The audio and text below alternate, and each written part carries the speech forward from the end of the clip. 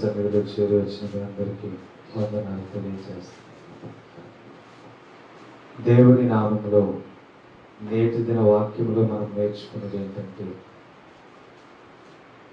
దేవుడు ఏర్పరచుకున్న వారిని ఏ విధంగా తన విషయాలను తెలియజేస్తాడు. దేవుడు ఏర్పరచుకున్న వారు ఏ రీతిగా ముందుకు వెళ్తారు, దేవుడు వారికి ఏం తెలియజేస్తున్నాడు, దేవుడు వారిని ఎలా నడిపించబోతున్నాడు అనే విషయాన్ని మనం నేర్చుకోబోతున్నాం. అయితే దేవుడు ఒక విషయాన్ని బయలుపరుస్తున్నాడు.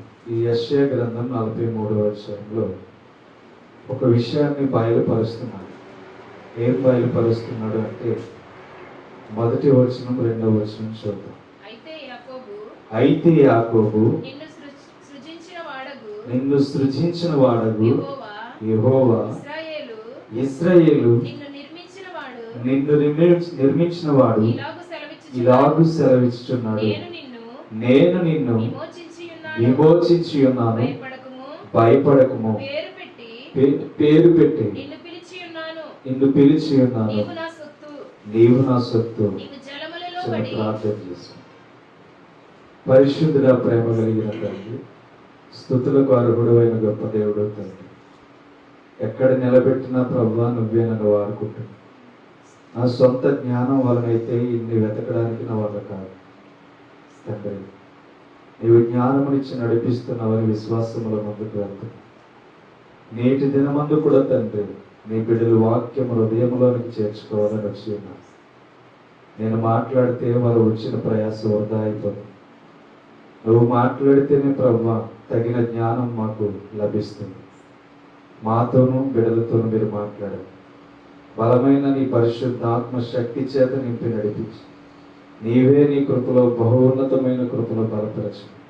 యేసు నామం పేరట అడిగి వేడుకొనుచున్నాం తండ్రి, ఆమేన్. దేవుడు తెలియచేస్తున్న విధానం ఏంటంటే, యాకోబును సృజించిన వాడు నేనే, ఇశ్రాయేలు నిన్ను నిర్మించిన వాడు నేనే, నేను నిన్ను విమోచించి ఉన్నాను, భయపడకము, నిన్ను పేరు పెట్టి పిలిచి ఉన్నాను. దేవుడు తెలియచేస్తున్నది ఏంటంటే, భయపడొద్దు. దేనిని గూర్చి మీరు భయపడుతున్నారు? దేనిని గూర్చి భయపడవలసిన అవసరత మీలో లేదు. మీరు లోకము నుండి వచ్చిన వాళ్ళు కాదు, లోకము నుండి జయించి నాలోనికి వచ్చిన వాళ్ళు. లోకమును జయించడం అంటే పాపములన్నిటినీ విడిచిపెట్టి నా ఎదుట మీరు నిలబడిన వారు. ఏ మాత్రము కూడా మీరు ఆలోచన చేయొద్దు. నేను మిమ్మల్ని విమోచించి ఉన్నాను, మిమ్మల్ని పేరు పెట్టి పిలిచిన వాడు, మీరు నా సొత్తు అయి ఉన్నారని చెప్పి మాట్లాడుతున్నా.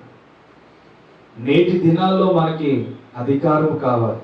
ఏ అధికారం కావాలంటే, భయాన్ని మనలో నుంచి బయటికి పారద్రోల వేయడానికి శక్తివంతమైన దేవుని కృప కావాలి. దేవునికి స్తోత్రం. ఇక్కడ ఆలోచన చేస్తే, యాకోబు నిన్ను సృజించిన వాడు నేనే అని దేవుడు తెలియచేస్తున్నాడు. ఇశ్రాయేలు నిన్ను నిర్మించిన వాడు నేనే అని తెలియచేస్తున్నాడు. అంటే దేవుడు ఏమి తెలియచేస్తాడంటే, నిన్ను ఎన్నుకునే విధానం దేవునికి ఉంటే గనక దేవుడు నీలో తన యొక్క ఉద్దేశాన్ని బయలుపరచడం ప్రారంభిస్తాడు. నీవు దేని విషయమైతే భయపడుతున్నావో దాని నుంచి నిన్ను విమోచించడానికి దేవుడు ద్వారాలు తెరుస్తాడు. మనం ఎప్పుడు కూడా భయాన్ని పెట్టుకుని దేవుని దగ్గరికి వెళ్ళలేం. భయాన్ని పెట్టుకుని దేవుని కార్యాలు చేయలేం.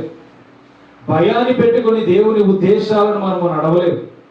ఎప్పుడైతే మనలో భయం పోతుందో దేవుని కార్యాలను చేయడానికి మరి ముందుకు వెళ్ళగలం. అందుకని దేవుడు, మీరు భయపడొద్దు, నేను మిమ్మల్ని పేరు పెట్టి పిలిచానని దేవుడు తెలియచేస్తున్నాడు. దేవుడు పిలిచిన వారిలో ఎప్పుడు కూడా విడిచిపెట్టినట్టుగా కనబడట్లేదు. దేవుడు పిలిచిన వారిని దేవుడు మహా అద్భుతంగా మార్చినట్లుగా మనం వాక్య చరిత్రలో చూడగలుగుతాం. ఈరోజు మన జీవితం కూడా మహా అద్భుతంగా మార్చబడాలంటే మనలో ఉన్న భయోందోళన బయటికి వెళ్ళిపోవాలి. ఏ భయోందోళన మనం వెంటాడుతుంది? నేను చెయ్యలేనా దేవుని కార్యాలు? నేను వెంటాడి దేవుని కొరకు పోరాటం చేయలేనా? దేవుని చిత్తాన్ని నేను కనుగొనలేనా అని చెప్పి ఆలోచన చేయాలి. ఇక్కడ ఈ మాట మనం చూసినట్లయితే, భయపడకము, పేరు పెట్టి నిన్ను నేను పిలిచి ఉన్నాను.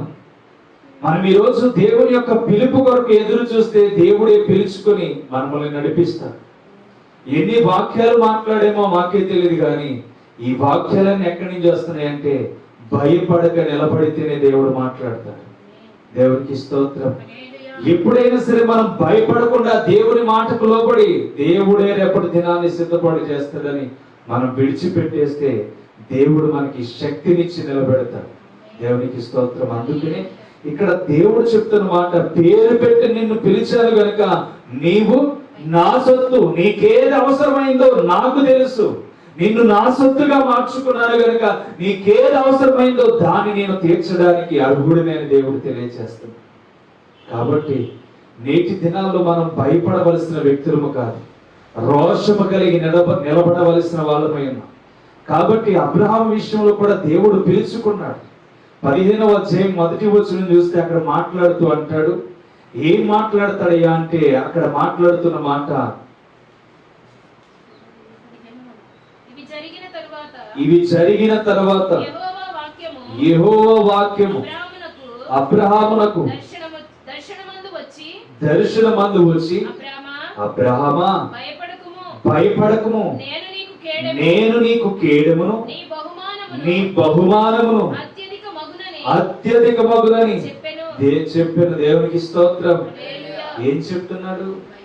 భయపడద్దు అబ్రహామా, నువ్వు భయపడుతున్నావు. దేనికి భయపడుతున్నావు? నువ్వు భయపడవలసిన వ్యక్తివి కాదు. ఇదిగో నీకు కేడమును, నీ బహుమానమును అత్యధికముగా చేస్తానని చెప్తున్నాడు. దేవునికి స్తోత్రం.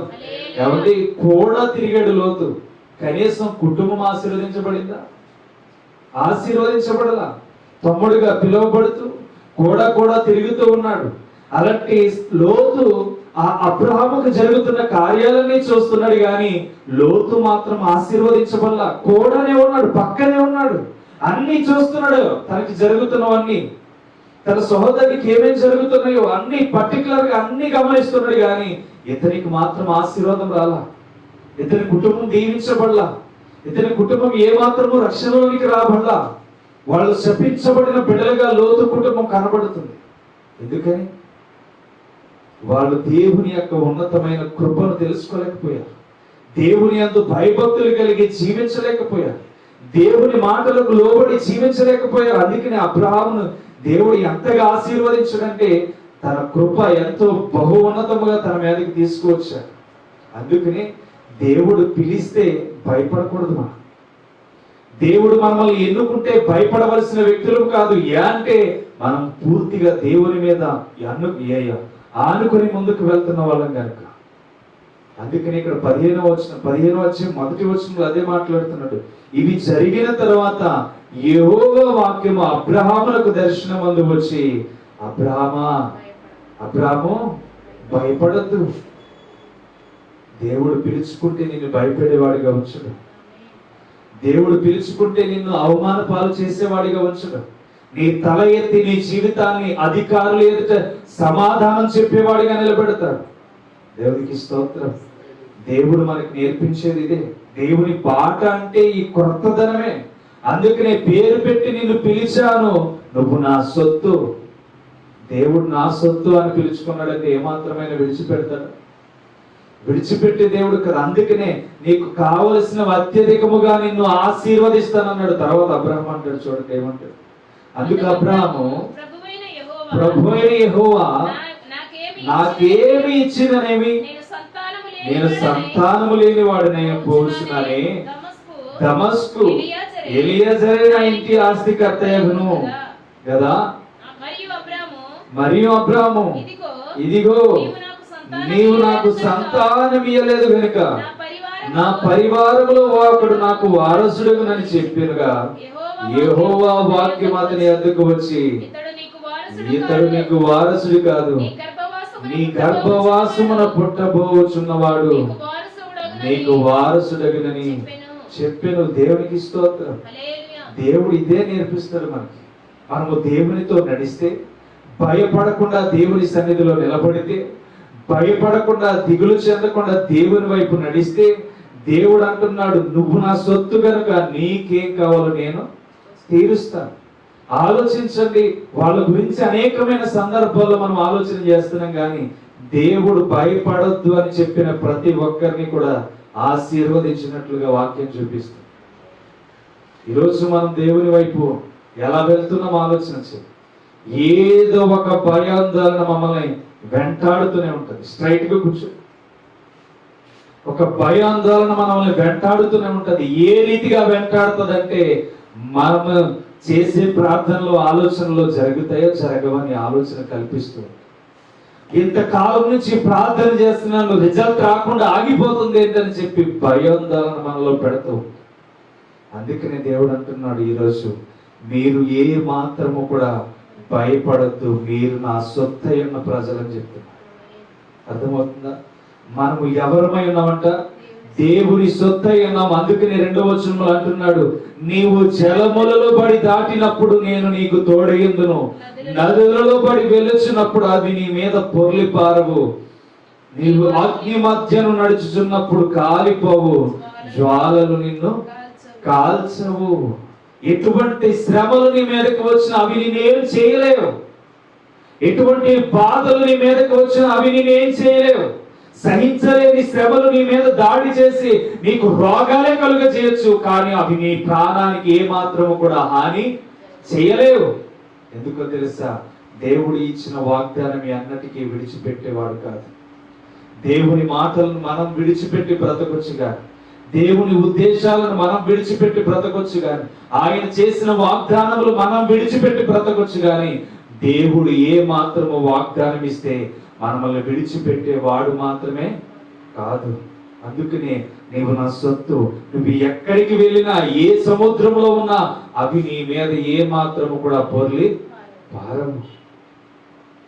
జలములలో పడి నీ వెళ్ళినా, జలములలో పడి నీ వెళ్ళినా, నన్నేమి చేయవు నా యేసయ్యా, నన్నేమి చేయవు నా యేసయ్యా, నీకే వందనం, నీకే వందనం, నీకే వందనం.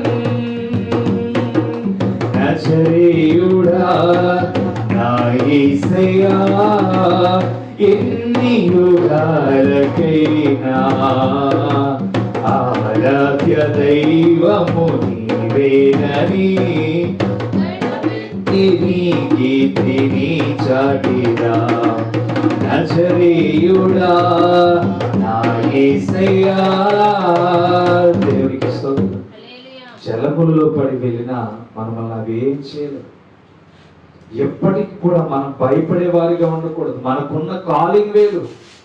ఆ కాలింగ్ ఏంటంటే దేవుని కొరకు పని చేసే వారికి మాత్రమే ఉంటది.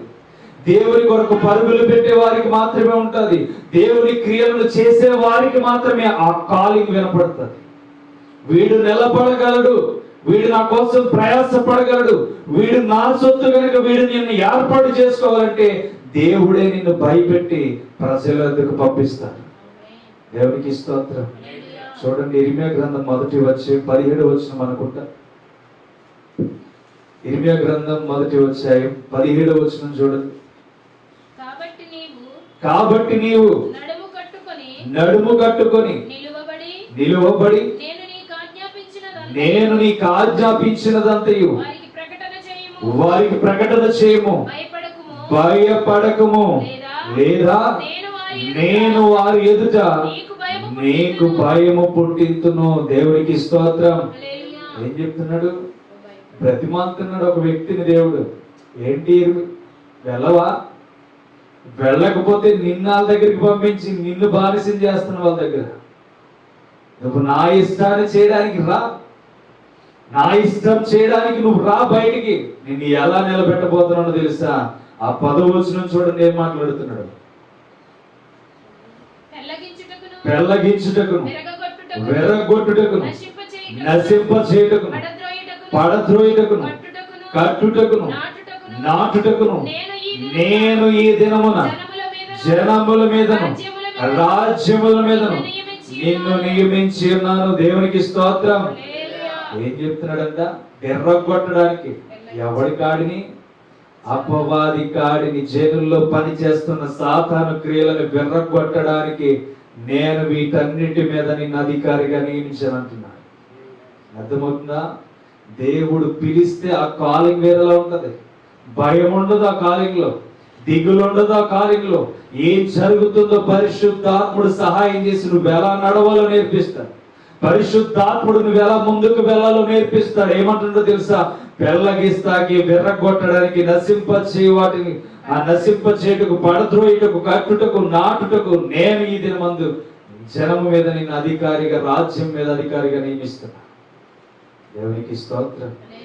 దేవుడు చెప్పే విధానం ఎలా ఉంటుందో తెలుసా? మనలో వెర్రగొట్టవలసినవన్నీ వెర్రగొట్టుకుని మనము దేవుని కొరకు ఎదురు చూస్తే ఇతడు నా కొరకు నిలబడగలడు, ఈమె నా కొరకు నిలబడగలదని దేవుడే నిన్ను పెళ్ళగించుటకు ప్రతి శక్తి మీద అధికారం ఇచ్చి నిన్ను నియమిస్తాడు. కాబట్టి ఇక్కడ ఏమంటున్నాడు తెలుసా? కాబట్టి నీవు నడుము కట్టుకొని నిలవబడి నేను నీకు ఆజ్ఞాపించిన అంతటిని ప్రకటన చేయుము, భయపడకుము, లేదా నేను వారికి నేను వారి ఎదుట నీకు భయం పుట్టింతును. అర్థమవుతుందా? చేస్తే దేవుని కొరకు నిలబెట్టేవాడిగా దేవుడు నిన్ను నిలబెడతాడు. పడగొట్టి ఏదైతే నీకు వ్యతిరేకంగా లేస్తుందో, నువ్వు చేస్తున్న ప్రార్థన కాదు, నా కుమారుడు కుమార్తె మీదకి వస్తున్న ఈ కీడంతటిని వేరులతో పాటు పీకి వేయాలని దేవుడే ఆజ్ఞాపిస్తాడు. అర్థమవుతుందా? నీకు ఎదురాడే శక్తి ఏది పనిచేయదు నీలో నుండి. నీకు ఎదురాడే శక్తి లోకంలో నుంచి ఏది రాదు. ఎందుకంటే నిన్ను పేరు పెట్టి పిలుచుకున్నాను. నువ్వు నా సొత్తు. నువ్వు నా సొత్తు అయినప్పుడు దేనికి భయపడుతున్నావు? నిన్ను ప్రజల ఎదుట ఎందుకు నిలబెడుతున్నానో తెలుసా? వారు పాపానికి లోనైపోయారు, వారు సాతాను శక్తులకు లొంగిపోయారు. నశించిపోతున్న ప్రజల్లో సాతాను క్రియలు ఎంతగానో ఈ లోబడుతూ వారి జీవితాలు నాశనం అయిపోతున్నాయి. అందుకనే నీవు వారిలో ఉన్న ప్రతి దాన్ని నశింప చేయడానికి ఒక బలమైన యోధుడిగా నిన్ను నిలబెట్టబోతున్నాను. వెళ్ళు, వాళ్ళ ఎదుటకు వెళ్ళి నువ్వు నా యొక్క జీవితాన్ని బోధించు. నేను నీకు నేర్పిస్తున్న బోధ వారికి నేర్పించు. నేను నీకు తెలియజేస్తున్న బోధ వారికి నేర్పించు. అప్పుడు నీ జీవితం ప్రతి దాని మీద అధికారం చెలాయించడానికి అధికారం విడుదలవుతుంది. దేవునికి స్తోత్రం. అందుకనే దేవుని యొక్క కాలింగ్ ఎలా ఉంటదంటే, పిలిచిన వాడు భయపడకుండా దేవుని ఎదుట నిలబడేవాడిగా ఉండాలి. పిలిచిన వాడు దేవుని కార్యాలు చేయడానికి ఎన్ని శ్రమలు వచ్చినా ఎదుర్కొనేవాడిగా ఉండాలి. ఎన్ని ఇబ్బందులు వచ్చినా దాన్ని జయించగలిగే శక్తిని పొందుకునేవాడిగా ఉండాలి. ఒక తీర్మానం మనలోకి వచ్చింది, దేవుని కొరకు పని చేయాలి. ఆ పిలుపు మనలోనికి వినబడుతుంది, దేవుని కొరకు పరుగులు పెట్టాలి. ఆ పిలుపు వినబడుతున్నప్పుడు నీవు దేవుని సొత్తు అయిపోయావు గనుక నీకు వచ్చే శ్రమలను నీవు లక్ష్య పెట్టకూడదు. అబ్రహాం అదే అన్నాడు. ఏమన్నాడు? నువ్వు నాకు ఇస్తున్న ఇంత సమృద్ధి ఆస్తి గల ఆస్తి అంతా వేరే వాడిది అయిపోతుంది, నాకు లేవుగా ఉంది, ఇలా నా కుమారుడు లేని వాళ్ళని అన్నాడు. నీకేం కావాలో చెప్పు అన్నాడు. నీ గర్భవాసంలో ఒక వారసు పుడతాడు. పక్కనున్న తమ్ముడు పక్కనున్న లోతుకి 2 ఆడబిడ్డలే పుట్టారు. కానీ ఈ అబ్రహాముకు మాత్రం నీకు వాగ్దాన పుత్రుడు వస్తున్నాడని చెప్పాడు. దేవునికి స్తోత్రం. దేవుని పిలుపున్న వాడికి ఎప్పుడు ఆశీర్వాదం వెంటాడుతూనే ఉంటుంది. దేవుని పిలుపును పరిగెట్టుకుని వెంటాడే వారికి ఎప్పుడు దీవెనలు కలుగుతూనే ఉంటాయి. వాటన్నిటి శ్రమలలో నుంచి దేవుడే వారిని బయటికి తీసుకువస్తాడు. కఠినమైన బాధల్లో నుంచి బయటికి తీసుకువస్తాడు. అగ్ని మధ్యన నడిచిన నీళ్ళ జలపాతాలు నీ మీద ఏ మాత్రము కూడా పొర్లి పారవు. వాటన్నిటిని సృజించిన వాడు యెహోవాయే. అర్థమవుతుందా? మన కాలింగ్ ఎలా ఉంటదంటే భయపడని కాలింగ్ గా ఉండాలి. భయపడని కాలింగ్ గా ఉన్నప్పుడే మన జీవితాలు హెచ్చరికలతో కూడిన అనుభవాలు మన జీవితంలోనికి వస్తాయి. అందుకనే క్రీస్తు మూలముగా పుట్టిన వాడు ప్రతి ఒక్కడు లోకమును ఏం చేశాడు? జయించి ఉన్నాడు. ఈరోజు నువ్వు దేనిని జయించడానికి లోకంలోనికి వచ్చావు? దేనిని జయించడానికి లోకానికి వచ్చావు అని అడిగితే, మనుషుల ఎదుట దేవుని శక్తిని ప్రదర్శించి లోకాన్ని జయించడానికి వచ్చావు. దేవునికి స్తోత్రం. అందుకని యెషయా 51లో అంటాడు, ఏం మాట్లాడతాడు చూడండి. యెషయా 51:7 చూడండి. నీతిని అనుసరించు వారులారా నా మాట వినుడి, నా బోధను హృదయమందుంచుకున్న జనులారా ఆలకించుడి. మనుషుల పెట్టు నిందకు భయపడకుడి, వారి దూషణ మాటకు దిగులు పడకుడి. దేవునికి స్తోత్రం. ఏం చెప్తున్నాడు ఇక్కడ మరలా? మనుషుల పెట్టు నిందకు ఏ మాత్రము కూడా మీరు భయపడకూడదు. వారి మాటలకు దిగులు చెందకూడదు. ఎందుకో తెలుసా? నీవు ఈ లోక సంబంధమైన కార్యాలను అనుసరించట్లా, ఆయన బోధన హృదయం అందించుకొని నీతి కార్యాలను చేయడానికి ఇష్టపడుతున్నావు గనుక ఈ మనుషులు ఎన్నో నీ వైపు ఆలోచన కలిగి మాట్లాడుతూ ఉంటారు. ఈ మనుషులు ఎన్నో విధాలుగా నీ ఆలోచనను చెడగొడుతూ ఉంటారు. కానీ నీ పైన ఏ నింద వచ్చినా వారి మాటలను బట్టి నీవు భయపడకూడదు. ఎందుకంటే మనుషులు పెట్టు నిందకు భయపడేవాడు దేవుని క్రియలకు నిలబడలేడు. మనుషులు పెట్టు మాటలు లక్ష్య పెట్టేవాడు ఏ మాత్రము కూడా ఆశీర్వదించబడలేడు. ఎందుకంటే అనేకమైన కార్యాలు దేవుడు చేయడానికి ఇష్టపడితే నీ ద్వారా జస్ట్ నరమానవుడు మాట్లాడిన మాటలకు నువ్వు లొంగిపోతే నీలో దైవశక్తి ఎలా నిలబడుతుంది? కేవలం మనుషులు పెట్టే ఆలోచనల వైపు నీ తలంపులు మారిపోతే దైవశక్తి నీలో ఎలా క్రియ చేయడం ప్రారంభిస్తుంది? మనుషుల మాటల వైపు నీ జీవితం లోబడిపోతే దైవశక్తి నీలో ఎలా నిలబడి నీ జీవితాన్ని మార్చగలుగుతుంది? దైవమైన వాక్యాన్ని బోధించడానికి మనకు పిలుపుంటే ఆ పిలుపులోనే ఉంటుంది దైవశక్తి. ఆయన ఒకటే మాట చెప్తున్నాడు, నువ్వు నీతిని అనుసరిస్తే నేను పెళ్లగించుటకు విర్రగొట్టుటకు అనేక మంది మీద నిన్ను అధికారిగా నియమిస్తా. నువ్వు భయపడడానికి వీల్లేదు. నువ్వు మనుషులను చూసి భయపడే ఫలమైతే వారి ఎదుట నిన్ను భయపెట్టే రీతిగా మార్చేస్తా, వారికి భయపడే వారిగా నిన్ను మార్చేస్తానని దేవుడు చెప్తున్నాడు. అర్థం చేసుకుని వాక్యాన్ని మన పిలుపేంటో, మన ఆలోచన ఏమిటో, మన విధానం దైవ ఆజ్ఞలకు లోబడినట్టుగా ఆలోచన ఉందా? ఈరోజు ఆలోచన చేయండి. దేవుడు అంటున్న మాట ఏంటో తెలుసా? లూకా సువార్త 12వ చూస్తే ఒక మాట అంటాడు.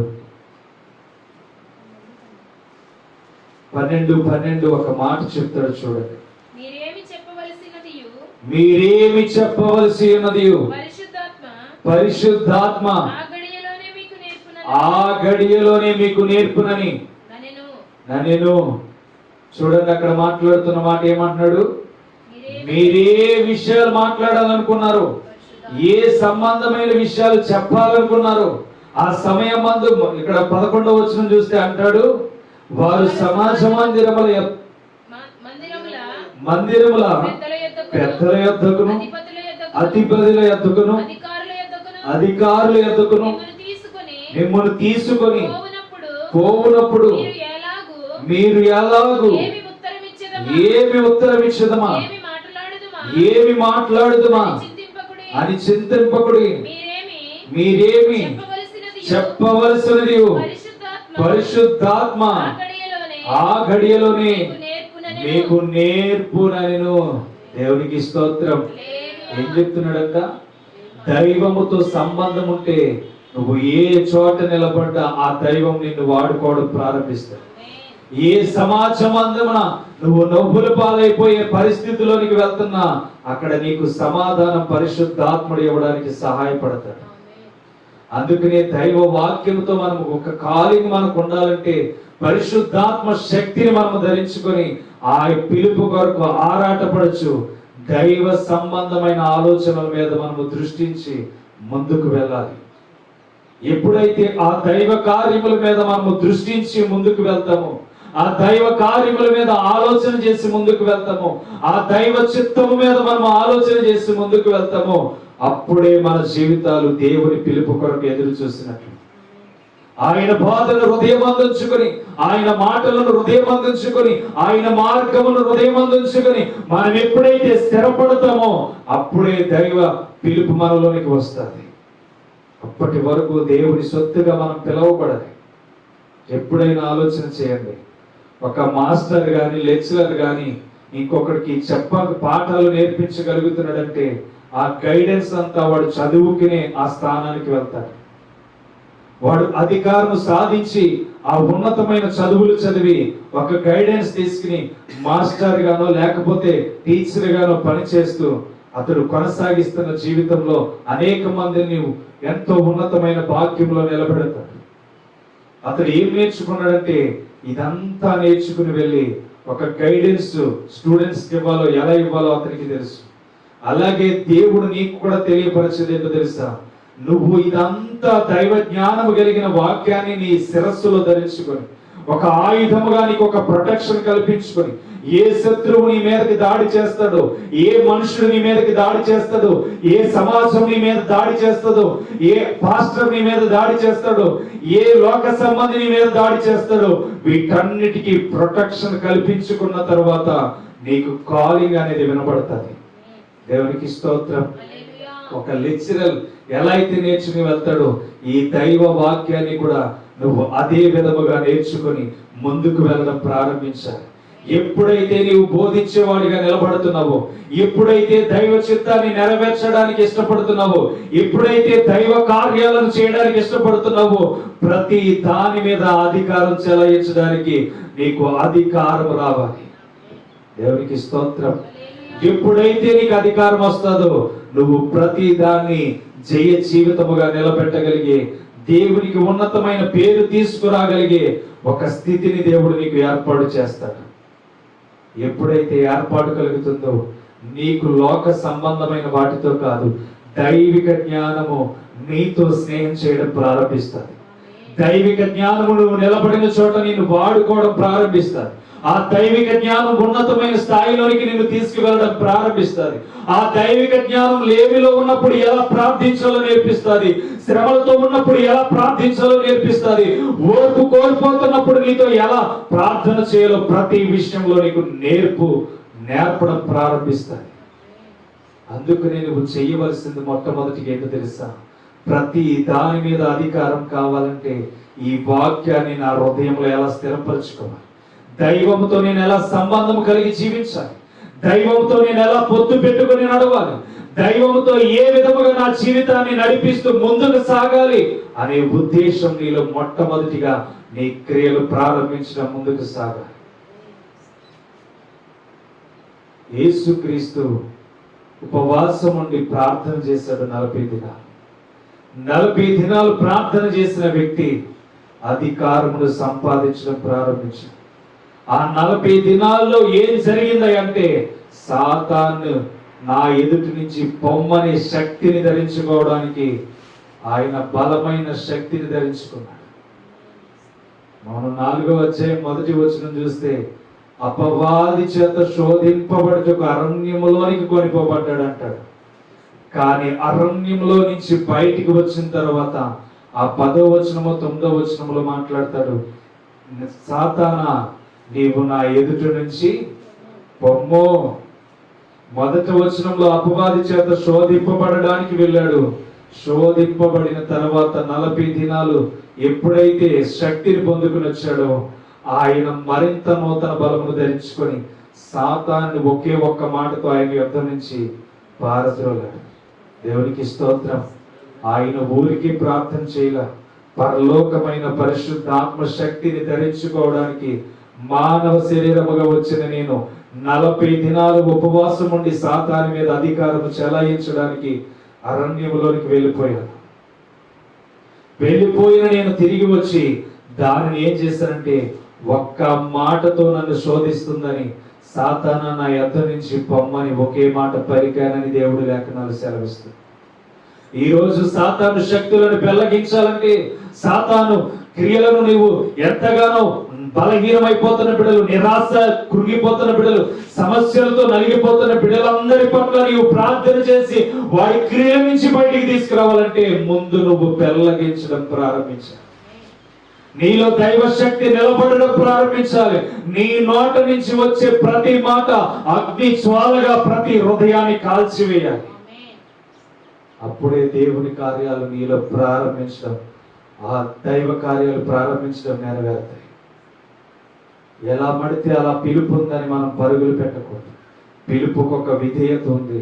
ఆ పిలుపు పిలవబడిన ప్రతి ఒక్కరూ దేవుని కార్యాలను, దైవ చిత్తాన్ని, దేవునికి ఘనత తీసుకువచ్చిన వారిగా కనబడుతున్నారు. ఈరోజు దేవుడు చెప్తున్న మాట ఏంటో తెలుసా? ఇశ్రాయేలు, నిన్ను పేరు పెట్టి పిలిచి ఉన్నాను, నీవు నా సొత్తు, ఏ మాత్రము కూడా భయపడద్దు. భయపడే సమాజంలో మనం బ్రతుకుతున్నామంటే దేవుడు భయపెట్టని వారిగా మనల్ని నిలబెడుతున్నాడు. మన నీతి కార్యాలు ఎప్పుడైతే చేయడం ప్రారంభిస్తామో, దేవుని బోధన మన హృదయం అందు ఎప్పుడైతే దాచుకుంటామో, మనుషుల పెట్టు నిందకు మనము ఏ మాత్రము కూడా భయపడకూడదు. దేవుని కార్యాలకు మాత్రమే మనం భయపడాలి. దేవుని చిత్తానికి మాత్రమే భయపడాలి. అయ్యో, ఈ మనుషులు ఇలా నన్ను పాపం చేయమంటున్నాడు, ఇది చేస్తే నేను తప్పుగా ఈ లోకంలో ఏదైనా చేయొచ్చు, కానీ పరలోకమందున్న దేవుడు మాత్రం నన్ను క్షమించని నేరడు అని మనం భయము కలిగి జీవించాలి. ఒక తప్పులో మనము ఏ మాత్రము పాలు పంపులు పొంది జీవించకూడదు. ఒక తప్పులో మనము పాలు పంపులు పొంది ఏ మాత్రము నడవకూడదు. మనము దైవముతో కలిసి ఉన్నవారమైతే దైవిక ఆలోచనలు మాత్రమే మనము కలిగి జీవించాలి.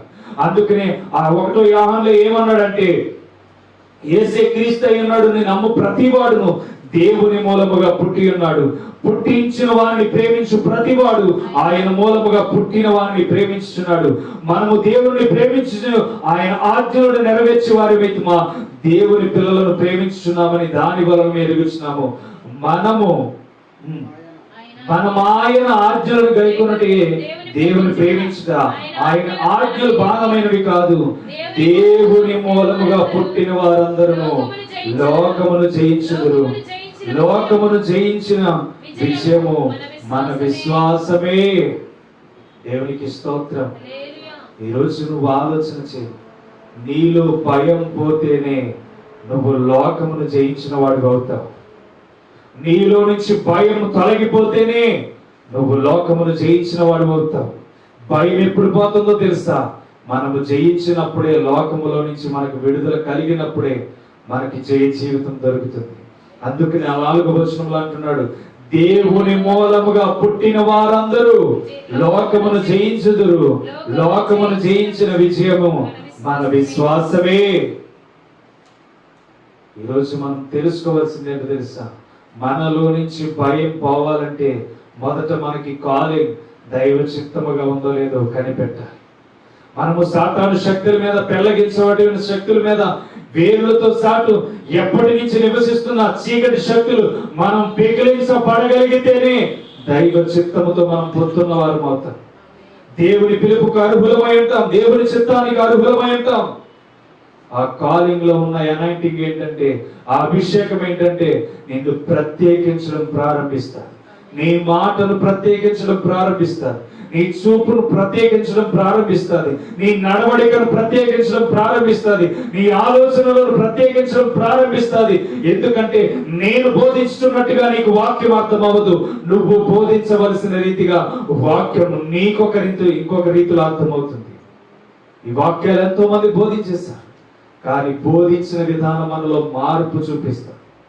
బోధించే విధానం మార్పు కనబడుతూ నేర్పిస్తుంది. అదే పరిశుద్ధమైన దేవుని చేత మనం పిలువబడిన పిలుపై ఉంటుంది. దేవునికి స్తోత్రం. అందుకనే ఆ యొక్క యెషయా గ్రంథంలో అన్నాడు కదా, ఏమన్నాడంటే,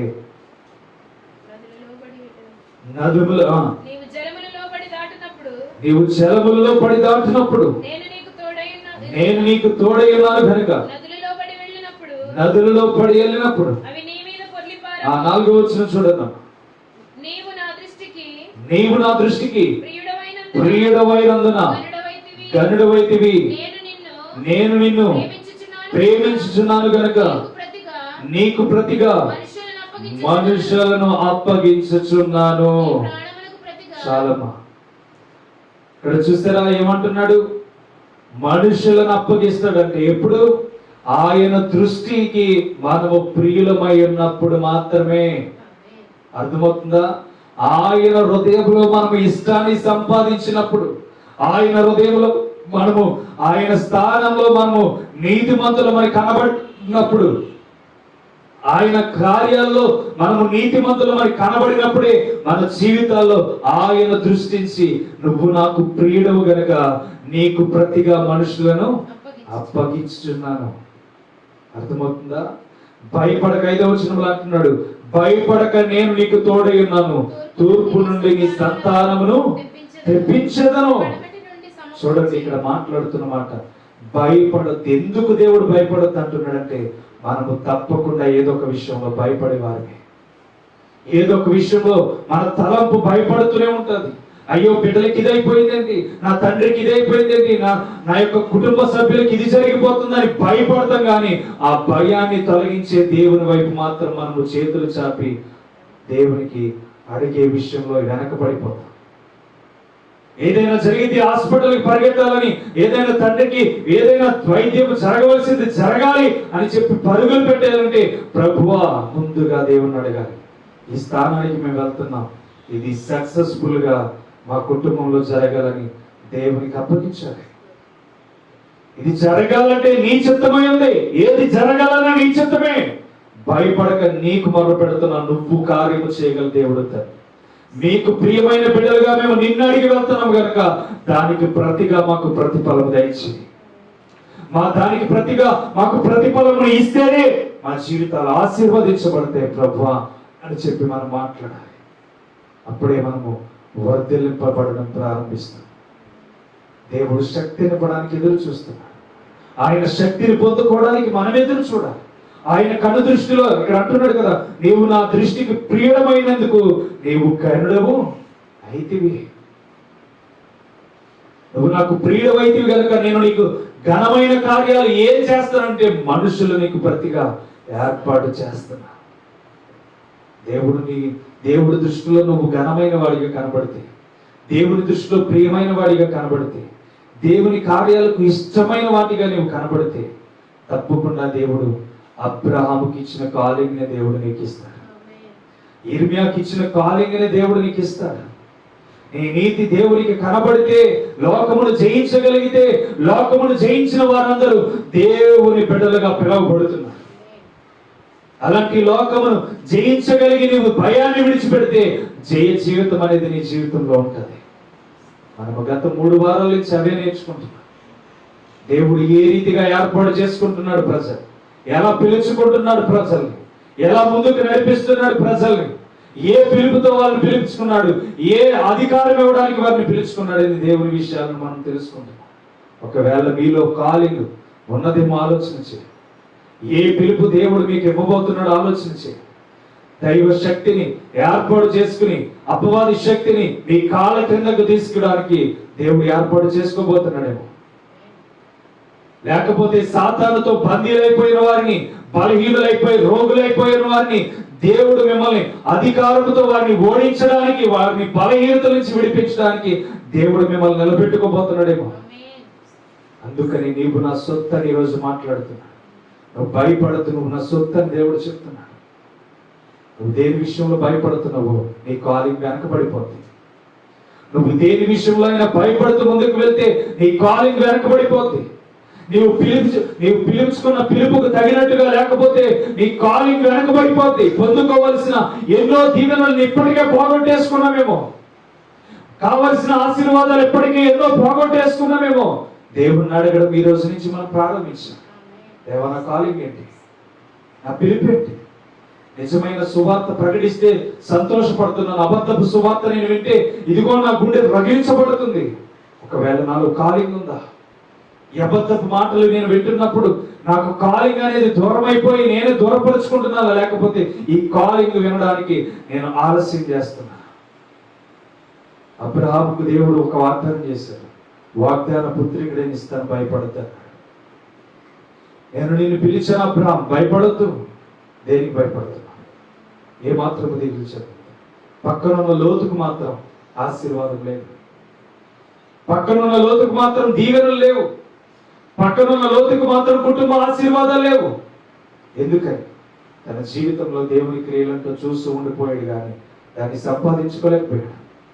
అబ్రహాము ఆశీర్వదించబడడం చూస్తూ ఉండిపోయాడు, కానీ దాన్ని పొందుకోలేకపోయాడు. ఈరోజు నువ్వు చూస్తూ ఉండిపోయేవాడివి కాదు, పొందుకునేవాడిగా దేవుడు మాట్లాడుతాడు. ఈరోజు చూస్తే ఉండిపోయేవాడిగా నేను దేవుడు పిలువబడలేదు. నీ పిలుపుకు తగినట్లుగా పెళ్ళగించుటకు, వెదగొట్టుటకు, నశించిపోతున్న వాటిని వెదకి రక్షించుటకు దేవుడిని నేను చేశానంటే నిలబెట్టుకున్నాడు. ఆ పిలుపుకు తగినట్టుగా నీ జీవితం ఉండాలి. ఇర్మియా, ప్రజల ఎదుట నువ్వు నాకు బలమైన వాడిగా కనబడుతున్నావు. వాళ్ళ కోసం నువ్వు కార్చే కన్నీరు కనబడుతుంది. నువ్వు ప్రజల కోసం ఏడుస్తున్న ఏడుపు నాకు కనబడుతుంది. నీ జీవితంలో నువ్వు చేయబోయే కార్యాలన్నీ కనబడుతున్నాయి నా కోసం. అందుకని నువ్వు నా దగ్గరికి రాకపోతే కనుక నిన్ను ప్రజలకు అప్పగించేస్తాను. దేవుడు పిలిచే పిలుపులో ముందు కాలాన్ని వెతుక్కుంటాడు. పిలిచే పిలుపులో వీడు నా కోసం నిలబడగలడా లేడా? పిలిచే పిలుపులో వీడు నా కోసం పరిచర్య చేయగలడా లేడా? పెట్టే బాధలను తట్టుకోగలడా లేడా? పెట్టే అవమానాలను తట్టుకోగలడా లేడా? వచ్చే మనుషుల నిందలను భరించగలడా లేడా? మనుషులు పెట్టే దోషకరమైన మాటలు వీడు సహించగలడా లేడని దేవుడు ముందు కాలంలో అనుభవించి ఆ మాటలను చూసి నిన్ను పిలుపుకు తగిన అర్హత ఉంటే దేవుడు నిన్ను పిలవడం ప్రారంభిస్తాడు. ఆ పిలుపు లేకపోతే నీ జీవితంలో దేవుడు పిలవడు. కావాలంటే రాదు. దాన్ని అనుభవించే గుణము నీలో ఉంటేనే దేవుడు పిలుస్తాడు. నా దృష్టికి ప్రియమైనందున నీవు గనుడవైతివి, నన్ను గణపరిచే వారిని నేను గణపరుస్తానని దేవుడు చెప్తున్నాడు. నువ్వు దేవుని ఆశీర్వాదకరమైన ఘనమైన కార్యాలు చేయడానికి పరుగులు పెడితే ఆయన నీ కార్యాలు చేయడానికి ఆయన ద్వారాలు తెరుస్తాడు. దేవునికి స్తోత్రం. ఒక్క ద్వారాన్ని నీకు మూతపడిపోతే 7 ద్వారములు నీ కుటుంబం ఆశీర్వదించబడుతుంది. 7 ద్వారములు తెరిచి నీ కుటుంబాన్ని దేవుడు దీవిస్తాడు. నువ్వు బయట అడుగు పెట్టినా, లోపల అడుగు పెట్టినా దేవుడు నీకు అద్భుతమైన జీవితాన్ని ఇస్తాడు. నువ్వు అడుగు పెట్టిన ప్రతి చోట సాతాను ఉండకుండా దాని కార్యాలను లైవ్ చేయడానికి దేవుడు ద్వారాలు తెరుస్తాడు. ఎందుకంటే దేవుని దృష్టిలో ఆల్రెడీ నీకు ముద్రపడిపోతుంది. నా కొరకు పనిచేసే వ్యక్తి తన నోటికి నేను తోడుగా ఉండాలి, తన బోరగా నేను వాడుకోవాలని దేవుడు ముందుగా తెలియజేస్తాడు. అర్థమవుతుందా? మీరు ఏ ఆలోచన పెట్టుకోవద్దు. దేవుని కొరకు నిలబడాలనుకుంటే భయాన్ని మీలో నుంచి తీసివేయండి. భయాన్ని తీసివేసి నేను దేవుని కొరకు నిలబడితే దేవుడే నన్ను వాడుకుంటాడు. దేవుని కృపతో నేను నిలబడితే దేవుడే నన్ను వాడుకుంటాడు. ఈ వారంలో పేదలకు ఆహారం పెట్టడానికి 1 రూపాయి కూడా చేతిలో లేదు. కానీ దేవుడిని ప్రాధేయపడ్డాను. ఆ సమయం వరకు కూడా దేవుడే ఏర్పాటు చేస్తాడని విశ్వాసం మీద ఉన్నా. వెళ్ళి లిస్ట్ రాయిస్తున్నాను కానీ చేతిలో రూపాయి లేదు. కానీ సమయానికి ఆహారం పెట్టాలని దేవుని తలపులో నా విశ్వాసం చూశాడు. ఆ సమయానికి దేవుడు సమకూర్చాడు. దేవునికి స్తోత్రం. మనము కాదు పనులు చేసేది, దేవుడే మన పనులన్నీ చేస్తాడు. ఎప్పుడైనా మనము దేవుని మీద ఆనుకుంటే దేవుడు మనకి చేయవలసిన కార్యాలను ఎలా చేయాలో, ఎలా ఉంచాలో, ఏ తలంపుల్లోనికి ఏది తీసుకువెళ్ళాలో ఆయనకు అన్నీ తెలుసు. దేవునికి స్తోత్రం. కాబట్టి నీ చేతులారా నువ్వు చేసేది ఏముండదు. నువ్వు భయాన్ని విడిచిపెట్టి దేవుని కొరకు వస్తే దేవుడు నిన్ను నడిపించడంలో, ప్రజలను నీకు అప్పగించడంలో అనేకమైన క్రియలు దేవుడు నీకు చేయడం ప్రారంభిస్తాడు. దేవునికి స్తోత్రం. ఈ పరిచయలో నేను అనుభవించేది ఎక్కడెక్కడో ఉన్నవారు ఎందుకు ఫోన్లు చేస్తున్నారో, నేను అక్కడ దూరం ఎలా వెళ్తున్నాను నాకు తెలియదు. కానీ దేవుడే ప్రతి కార్యాన్ని తన కొరకు నేను ఉండగలనని ఏర్పాటు చేసుకున్నాడు కనుక దేవుడే నన్ను నడిపిస్తున్నాడు. ఈరోజు మీరు దేని అందు నడుస్తున్నారో నాకు తెలియదు, దేని వైపు వెళ్తున్నారో నాకు తెలియదు, మీ ఆలోచన ఎలా ఉందో మాకు తెలియదు. కానీ నీ మీద దృష్టి ఇచ్చిన దేవుని వైపు మీరు వెళ్తే మిమ్మల్ని గనులుగా దేవుడు తీర్చిదిద్దుతాడు. గొప్ప ఉన్నతమైన స్థాయిలో దేవుడు మిమ్మల్ని నిలబెడతాడు. పొందుకోలేని వాటిని మీరు ఇంకా పొందుకోలేకుండా ఉంటే కనుక ఈ రోజు నుంచి మీరు ప్రయాసపడవలసింది ఏంటో తెలుసా? ప్రభువా నన్ను పిలుచుకుంటావా? నీ సొత్తుగా నేను మారిపోతాను. ప్రభువా నన్ను ఏర్పాటు చేసుకుంటావా? కన్నీరు కార్చిన ఇర్మియా వలె నేను ప్రజల కోసం కన్నీరు కారుస్తూ నేను అనేక దినాలు ప్రజలను రక్షిస్తాను ప్రభు. ప్రజలకు జరగబోతున్న విషయాలు నేను ప్రతి ఒక్కరికి తెలియజేస్తాను ప్రభు. నీవు నన్ను నడిపిస్తావని చెప్పి నీ కాలింగ్ కోసం ప్రార్థన చేస్తే నీలో ఉన్న భయాన్ని దేవుడు తీసివేసి లోకాన్ని జయించిన వారిగా మిమ్మల్ని నిలబెడతాడు. దేవునికి స్తోత్రం. లోకమును జయించే వారిగా మిమ్మల్ని దేవుడు నిలబెడతాడు. ఆయన పిలుపు ఏ మాత్రము నిర్లక్ష్యము కాదు. నీ ఆలోచన పొరపాటు పడొచ్చు కానీ ఆయన పిలుపు మాత్రం ఎన్నటికీ నిర్లక్ష్యము కాదు. అందుకనే మీరు ఈ రోజు నుంచి చేయవలసింది ఏంటో తెలుసా? మనుషులు పెట్టు నిందకు కానీ, వారు పెట్టు అపవిత్రమైన మాటలు కానీ మీరు భయపడకూడదు. మీరు చేయవలసింది ఏంటో తెలుసా? ఆయన జీవితంలో ఎలా అయితే లోకాన్ని జయించి ఉన్నాడో, ఈ లోకాన్ని మనము కూడా జయిస్తే ఆ కాలింగ్ దేవుడు మనకి ఇస్తాడు. అటు కృపలో దేవుడు మనల్ని దీవించి ఆశీర్వదించును గాక. ప్రార్థన చేద్దాం. ప్రతి ఒక్కరు తరలి వచ్చి ఈరోజు దేవుని పిలుపులో నీ జీవితం ఉందో లేదో ఆలోచించి. ఈరోజు అనేక మంది సేవకులే కోపాన్ని తగ్గించుకోలేక, అనేక మంది సేవకులే దేవుని క్రియలను చేయక, అనేక మంది సేవకులే దేవుని నామాన్ని చూడక, ఇష్టానుసారంగా నడుస్తూ, ఇష్టానుసారంగా ప్రవర్తిస్తూ దేవునికి అవమానం తీసుకొస్తున్నారు. సొంతంగా బోధిస్తూ దేవుని అవమానపరుస్తున్నారు. దైవభక్తి కలిగినమని చెప్పి పైకి మాత్రం పేరు కలిగి దేవుని పేరట ఎన్నో అసహ్య కార్యాలు చేస్తున్నారు. సేవకుడు కోపాన్ని తగ్గి జీవించాలి. సేవకుడు అబద్ధపు మాటలు మాట్లాడకూడదు. సేవకుడు అపవిత్రమైన మాటలు మాట్లాడకూడదు. సేవకుడు ఒక కోపాన్ని చూసి మాట్లాడకూడదు. సేవకుడు ఒకరిని గూర్చి హృదయంలో ద్వేషం పెట్టుకోకూడదు. సేవకుడు ఒక హృదయాన్ని చూసి అసహించుకోకూడదు. ఒక స్థితిని చూసి, ఎవరిని చూసి సేవకుడు అసహించుకోకూడదు. ఈరోజు సేవకులు ఎలా జీవిస్తున్నారో తెలుసా? దేవుని అవమానపరిచే రీతిగా జీవిస్తున్నారు. దేవుని గాయపరిచే రీతిగా జీవిస్తున్నారు. దేవుని అవమానపరిచే రీతిగా నానా విధమైన చర్చల చేత దేవుని తక్కువ చేసి మాట్లాడుతున్నారు. ఈరోజు సొంత బోధలకు స్థానమిస్తూ దైవ జ్ఞానాన్ని కనుగొనడం మానేసి, దైవ జ్ఞానాన్ని తెలుసుకోవడం మానేసి, దేవుని చిత్తాన్ని తెలుసుకోవడం మానేసి, దేవుని చిత్తాన్ని గైకొనడం మానేసి ఈరోజు సొంత అభిప్రాయాలకి పాల్పడిపోతున్న అనేక మంది సేవకులు ప్రజల్లో కనబడుతున్నారు. కూటి కోసం సేవ చేస్తున్న వారు ఉన్నారు. దేవుని కొరకు ప్రయాసపడుతూ, నేను దేవుని కొరకు మరణించాలి అని ప్రయాసపడుతున్న సేవకులు ఉన్నారు. ఈరోజు నువ్వు ఏ సేవకుడు అవ్వాలనుకుంటున్నావు? నీ పిలుపుని బట్టి దేవుడు మాట్లాడుతున్నాడు. నువ్వు భయపడుతూ సేవ చేస్తే నీ జీవితంలో ప్రతిఫలాలు చూడాలి. ధైర్యం కలిగి నీవు సేవ చేస్తేనే నీ పిలుపుకు ఒక అర్హత ఉంటుంది. ఈరోజు అనేక మంది సేవ పేరు చెప్పుకుని సంపాదించుకుంటున్న వారు ఉన్నారు. ఈరోజు సేవ పేరు చెప్పి అనేక మంది సంపాదించుకుంటూ జీవిస్తున్న వారు ఉన్నారు. సంపాదన కోసం పరుగులు పెడుతున్న సేవకులు ఈరోజు ఉన్నారు. అలాంటి సేవ కొరకు బ్రతికే ప్రతి ఒక్కడు నిత్య నరకంలోనికి వెళ్తాడు. ప్రభువా అని నన్ను పిలిచిన ఏ మాత్రం ఆ పిలుపుకు దేవుడు ఏ మాత్రం అంగీకరించడు. నువ్వెవరో నాకు తెలియదు, నా ఎదుటి నుంచి వెళ్ళిపో అని దేవుడు చెప్తాడు. ఈరోజు నువ్వు ఏ ప్రణాళిక కలిగి సేవలో అడుగు పెట్టావో నాకు తెలియదు. ఏ ప్రణాళిక కలిగి సేవలోనికి వచ్చావో నాకు తెలియదు. ఏ ప్రణాళిక కలిగి మొదటి నీ జీవితం అద్భుతంగా ఉండేదో నాకు తెలియదు. కానీ ఈరోజు దేవుడు నీకు నేర్పిస్తున్నది, భయపడి ప్రజల కోసం బ్రతికితే నీ జీవితం నాశనం అయిపోతుంది. ఇదిగో లోకం కొరకు బ్రతికేవాడు లోకమును జయించలేడు. దేవుని కొరకు బ్రతికేవాడు మాత్రమే లోకాన్ని జయించగలడు. ఏ మనుషునికి లోపడడు, ఏ మనుషుల మాటలకు సమాధానం ఇవ్వడు. దేవునికి మాత్రమే సమాధానం ఇస్తాడు. వారు చేస్తున్న నిందల వైపు దృష్టి ఉంచడు, దేవుని వైపు మాత్రమే దృష్టిస్తాడు. ఈరోజు దేవుని వైపు నువ్వు దృష్టించగలిగితే నీ జీవితం ఆశీర్వదించబడుతుంది. అబ్రహాము రమ్మన్నప్పుడు వచ్చేసాడు. పిలుచుకున్న వాడికి అడుగుతున్నాడు, నాకు ఎందుకు ఎంత ఇస్తున్నావు? దీనివల్ల నాకు ఫలితం లేదు, వేరే వాడికి వెళ్ళిపోతుంది. నాకు సంతానం కావాలి అని అడగలేదు. కానీ దేవుడు తన నోరు తెరిచి తన వాక్యం ద్వారా నీకు నేను సంతానాన్ని ఇవ్వబోతున్నానని చెప్పి ఈరోజు నీ జీవితంలో ఏం పొందుకోలేకుండా ఉండిపోయావో, నీ జీవితంలో ఏది సంపాదించకుండా ఉండిపోయావు, నీలో ఒక కొలిమి అలా బ్యాలెన్స్డ్గా ఆగిపోయింది.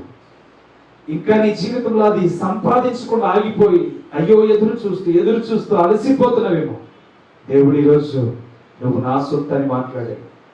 దేవుడు ఈరోజు నువ్వు నా సొత్తు అని మాట్లాడాడు. నా సొత్తు అని మాట్లాడిన దేవుడు నిన్ను విడిచిపెట్టాడు. నీకు భయపడొద్దని నేర్పిస్తున్న పాఠం ఇంకా నువ్వు దేని విషయంలోనూ భయపడుతున్నావేమో. సేవ చేయడానికి నువ్వు దేని విషయంలోనూ భయపడుతున్నావేమో. లేకపోతే నిలబడడానికి దేని విషయంలోనూ భయపడుతున్నామేమో. నువ్వు భయపడితే గనక దేవుని కార్యాలు చేయడానికి మనుషుల ఎదుట నిన్ను భయపెట్టేవాడిగా మార్చేస్తాడు. మనుషుల ఎదుట నువ్వు భయపడేవాడిగా మార్చేస్తాడు దేవుడు. ఈరోజు మనుషులను చూసి భయపడద్దు. నేను చేయలేనని నువ్వు భయపడద్దు. నువ్వు ఏదైనా చేయగల దేవుడు, నీవు ఏదైనా చేయగల దేవుడు నిన్ను ఏర్పాటు చేసుకుంటున్నాడు. ఈరోజు దిగులు చెందొద్దు, భయపడద్దు అని పర్టికులర్ గా ఈరోజు దేవుడు నీతో మాట్లాడాడు. నీలో ఉన్న భయాన్ని తొలగించి నువ్వు ఏ గడియలో సమాజం ఎదుట నిలబడతావో, ఏ గడియలో మనుషుల ఎదుట నిలబడతావో, ఏ గడియలో రాజకీయ నాయకులు ఎదుట నిలబడతావో, పరిశుద్ధాత్ముడు ఆ గడియలో నీతో మాట్లాడటం ప్రారంభిస్తాడు. ఈరోజు నువ్వు ఆలోచించి, నీ జీవితంలో ఇంకా నీ సొంత అభిప్రాయాలు ఉన్నాయేమో, ఆయన కనుదృష్టికి నువ్వు ఇంకా గరుడుగా కనబడలేదేమో, ఆయన కనుదృష్టికి ఇంకా నీవు ప్రియుడిగా కనబడలేదేమో, ప్రియురాలిగా నువ్వు ఇంకా ఆయనకి కనబడలేదేమో. ఈరోజు నువ్వు ఆయనకి ప్రియుడిగా కనబడితే, ప్రియురాలిగా కనబడితే, నా దేవుడు నిన్ను గరుడుగా మారుస్తాడు. దిగులు చెందొద్దు సహోదరి సహోదరులారా.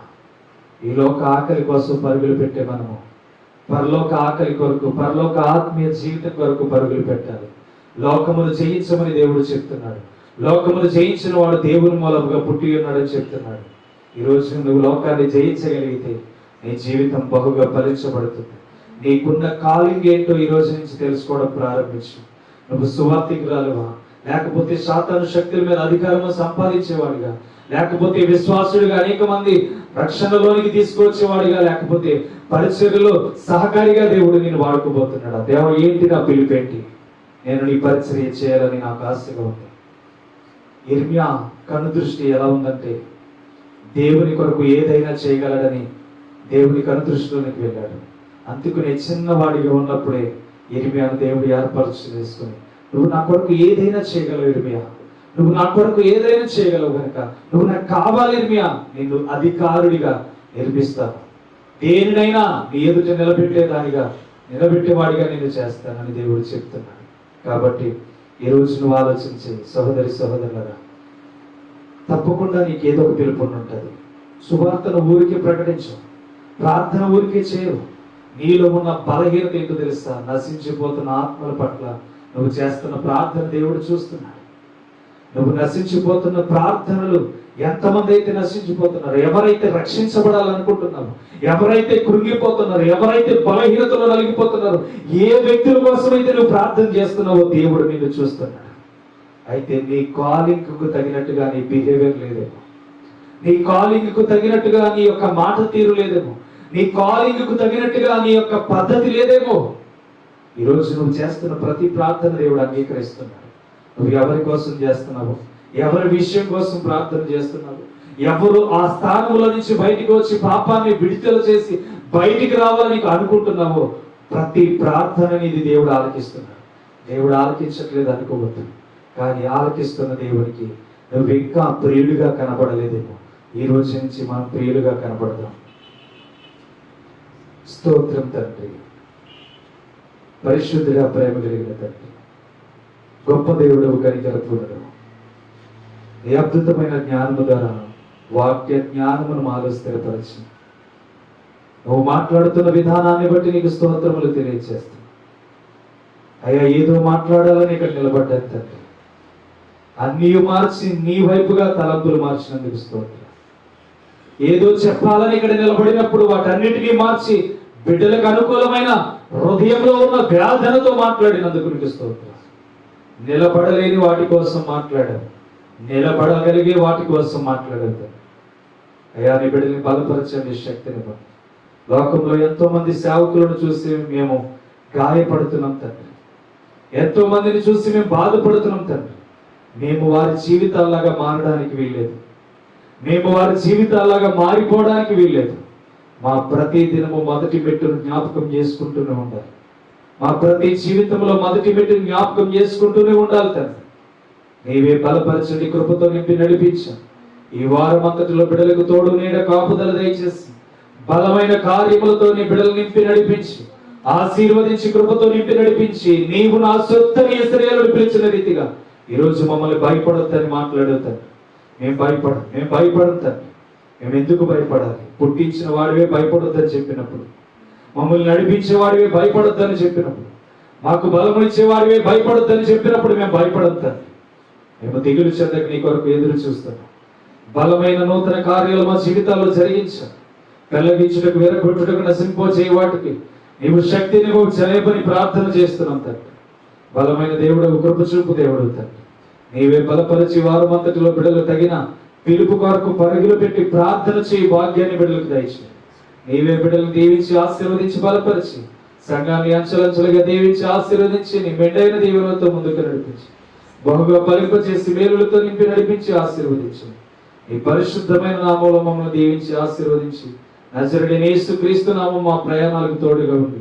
నీ కృపలో విలువైన జీవితాలుగా మమ్మల్ని, మా కుటుంబాలను మార్చి నీ కొరకు పనిచేయవారిగా మీరే దీవించి ఆశీర్వదించి వధువు సంఘముగా మమ్మల్ని సిద్ధపడు చేయండి. యేసు నామం పేరట అడిగి వేడుకొనుచున్నాం తండ్రి, ఆమేన్. మన తండ్రి అయిన ప్రేమ కుమారుడైన యేసుక్రీస్తు కృప ఇప్పుడును ఎల్లప్పుడును ప్రభు అయిన తన దక్షిణ హస్తము మన పిలుపు కొరకు ఎదురు చూస్తే మన హృదయాలని సమృద్ధిగా నింపునుగాక. ఆమేన్. ఆమేన్.